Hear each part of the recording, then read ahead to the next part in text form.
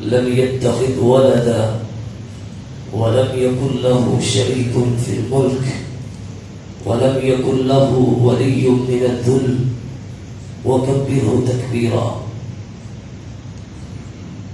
اللهم صل على محمد وعلى آل محمد.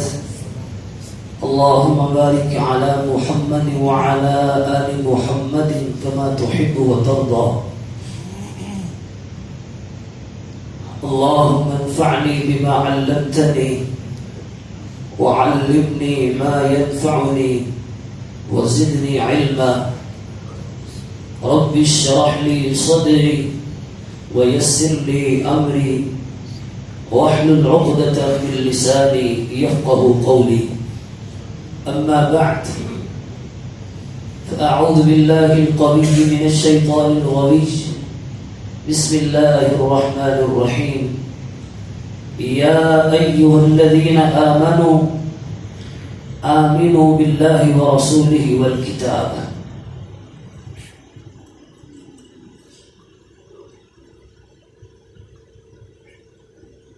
اے ایمان والو،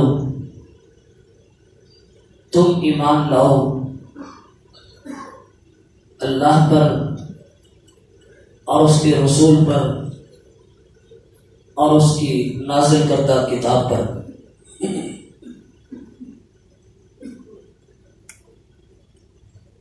صحابہ اکرام رضی اللہ عنہم کے بارے میں یہ ملتا ہے کہ جب کبھی قرآن مجید کی کوئی آیت مبارکہ نازل ہوتی جس میں یہ لفظ ہوتا آمنو، تو بڑے ہوشیار ہو جاتے، چکنے ہو جاتے کہ یا تو اللہ تعالیٰ کسی بہت بڑی بات کا ہمیں حکم دینے والے ہیں، اور یا پھر ہمیں کسی بہت بڑی بات سے، بہت بڑے گناہ سے روکنے والے ہیں. یہاں اللہ تعالیٰ نے یکے بعد دیگرے دو لفظ بولے ہیں. یا ایھا الذین آمنوا آمنوا. اس کا مطلب آپ یوں سمجھیں، آمنو کسی کو پکڑ کر حکم دیا جائے کہ یہ کرو. یا ایھا الذین آمنوا، مجھے اور آپ کو اللہ تعالی چکنا کر کے، ہوشیار کر کے، مخاطب کر کے یہ بات ارشاد فرما رہے ہیں، آمنو، ایمان والو ایمان لاؤ. ایمان والو اپنے ایمان کا جائزہ لو. ایمان والو اپنے ایمان کو دیکھو. ایمان والو اپنے ایمان کو چیک کرو. کیا واقعتاً تم وہی ایمان لائے ہو؟ تمہارے اندر وہی ایمان موجود ہے جو اللہ کے ہاں مطلوب اور مقصود ہے؟ کئی لوگ ایمان لائے اور قسمیں اٹھا اٹھا کے کہا، اذا جاءك المنافقون قالوا نشهد انك لرسول الله والله يعلم انك لرسوله والله يشهد ان المنافقين لكاذبون. قسمیں اٹھا اٹھا کے کہہ رہے ہیں ہم ایمان لائے، آپ اللہ کے سچے رسول ہیں. اللہ تعالیٰ نے فرمایا مجھے معلوم ہے آپ میرے رسول ہیں، آپ میرے پیغمبر ہیں، آپ میرے نبی ہیں، لیکن یہ لوگ اپنے دعوے میں غلط اور جھوٹے ہیں. حضرات ہمیں دیکھنا ہوگا ایمان کیا ہے، ایمان کسے کہتے ہیں. ایمان کے 3 اہم رکن اور 3 اہم جز ہیں. نمبر 1، اقرار باللسان. انسان زبان سے، اپنے منہ سے اس بات کا اقرار اور اعتراف کرے اور یہ بات کہے اللہ تعالیٰ کی ذات سچی، اللہ کے پیغمبر اور رسول سچے، اور اللہ کی کتاب بالکل برحق ہے. دوسرا جز تصدیق بالقلب. جو زبان سے کہا ہے کہ اللہ تعالیٰ سچے ہیں، اللہ کے رسول پیغمبر سچے ہیں، اللہ کی کتاب سچی ہے، تصدیق بالقلب، دل کے ساتھ اس کی تصدیق کرے، دل و جان سے اس پہ راضی ہو جائے، خوش ہو جائے۔ تیسرا جز عمل بالجوارح، عمل کر کے بتلائے، اس کے ہر عمل سے یہ ثابت ہو کہ یہ ایمان والا ہے۔ اس کے دل سے پتہ چلے، اس کی رات سے پتہ چلے، اس کی صبح ہے، شام ہے، خوشی ہے، غمی ہے، ہر عمل سے پتہ لگے یہ ایمان والا ہے، یہ مومن ہے۔ یہ نہیں کہ ایک زاویے میں دیکھو تو ماشاءاللہ اس سے بڑا متقی کوئی نظر نہیں آتا، دوسرے زاویے میں دیکھو تو اس سے بڑا دوسرا کوئی۔ اب کیا لفظ بولا جائے؟ ہر عمل خوشی ہے، غمی ہے، خوشحالی ہے، تنگ دستی ہے، ہر حال میں، ہر حالت میں، ہر عمل ہمارا بتلائے کہ ہم ایمان والے ہیں، ہم اللہ پر، اس کے رسول پر اور اس کی کتاب پر ایمان رکھنے والے ہیں۔ اور ایک بندہ مومن کے نزدیک سب سے قیمتی متاع اور سب سے قیمتی چیز اگر کوئی ہے تو وہ ایمان ہے۔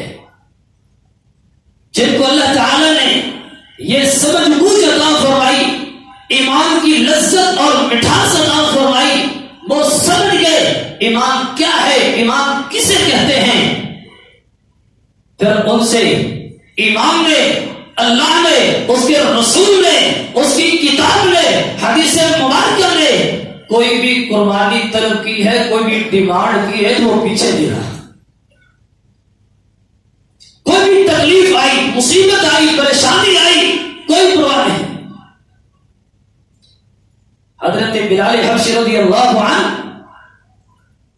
ان کی کمر میں اس طرح گڑے پڑے ہوئے تھے کہ چھوٹا بچہ پاؤں رکھ کے چل سکتا ہے۔ کیا چیز تھی؟ ایمان تھا۔ حضرت ابوبکر رضی اللہ عنہ اپنے بیٹے کے ساتھ بیٹھے ہیں، عبد الرحمن کے ساتھ، ابھی وہ ایمان نہیں لائے تھے، ایک جنگ میں شریک ہوئے۔ بیٹا کہتا ہے ابو جی اتنی بار آپ میری تلوار کے نیچے آئے، میں نے باپ سمجھ کے چھوڑ دیا۔ کہا بیٹا بات سنو، تم نے تو باپ سمجھ کر چھوڑ دیا، ابو بکر کی تلوار کے نیچے ایک مرتبہ بھی آ جاتے تیری گردن تن سے جدا کر دیتا، اس لیے کہ میرے نزدیک بیٹے کا رشتہ نہیں، اللہ اور اس کے رسول کا رشتہ زیادہ محبوب اور پیارا ہے۔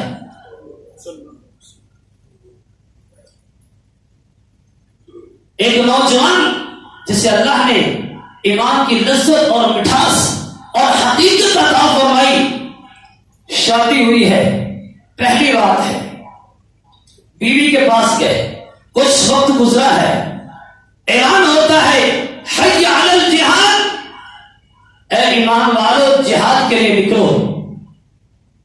فوراً اٹھے، تیاری کرنے لگے۔ بیوی کہتی ہے حنظلہ کیا کر رہے ہو، کیا کرنے لگے ہو؟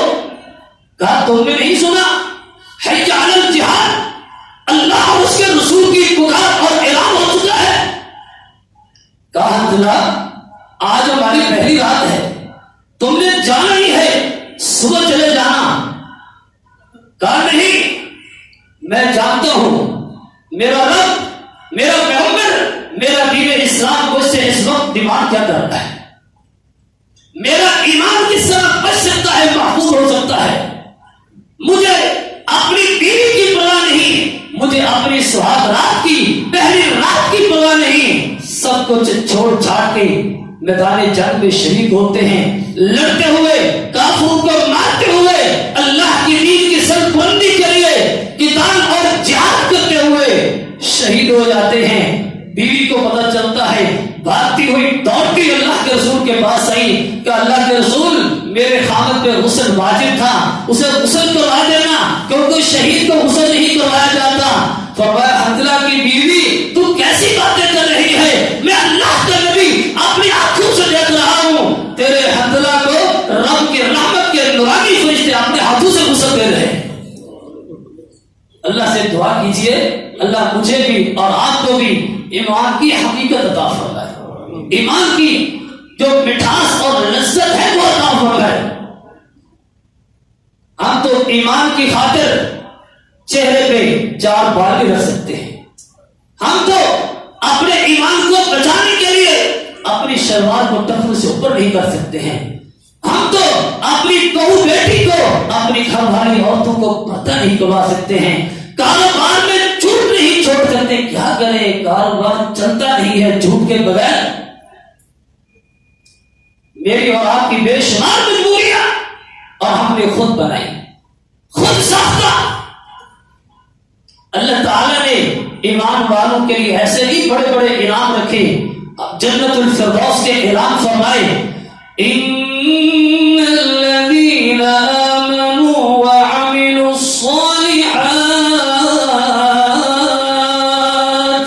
كانت لهم جنات الفردوس نزلا خالدین فیہا لا يبغون عنها حولا.